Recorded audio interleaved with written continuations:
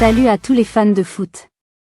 Aujourd'hui, on décortique le match Paris FC contre Nantes, un match riche en émotions et en rebondissements.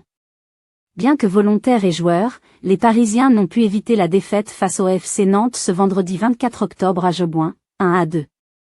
Mati Ablin, qui était dans le viseur du PFC lors du dernier mercato, a inscrit un sublime but pour offrir la victoire aux visiteurs. Comme un signal de ce qui s'annonçait, le vendredi soir du Paris FC a commencé par un chambrage à Jauboin. Depuis la tribune, capitale, les ultras parisiens peinaient à déployer l'une des lettres de leur tifo, Paris, laissant apparaître pendant quelques instants un « R » à l'envers. De l'autre côté de l'enceinte, les 700 supporters nantais venus visiter la capitale pour cette 9e journée de Ligue 1 prenaient alors un malin plaisir à les applaudir avant de lancer une ola, une fois l'impair réparé.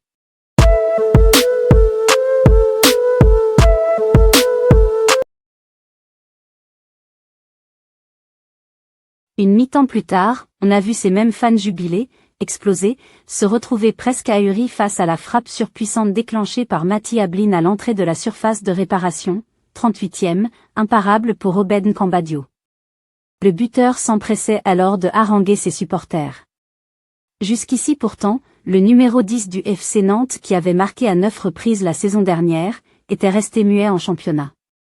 Son équipe, encore à la peine face à Lille le week-end dernier, défaite 2-0, et clairement en difficulté depuis le début de la saison, traînait à une inconfortable 15e place, toute proche de la zone de relégation. Mais l'avant-centre de 22 ans formé à Rennes a fini par briller, en inscrivant ce vendredi soir un de ses buts qui explosera les compteurs de vues sur les réseaux sociaux tout au long du week-end.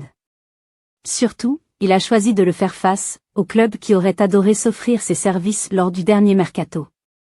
Au début du mois d'août, le Paris FC avait fait du Nantais sa priorité pour venir renforcer son attaque. Comme le Parisien le révélait à l'époque, le joueur avait d'ailleurs été convaincu par le projet du promu.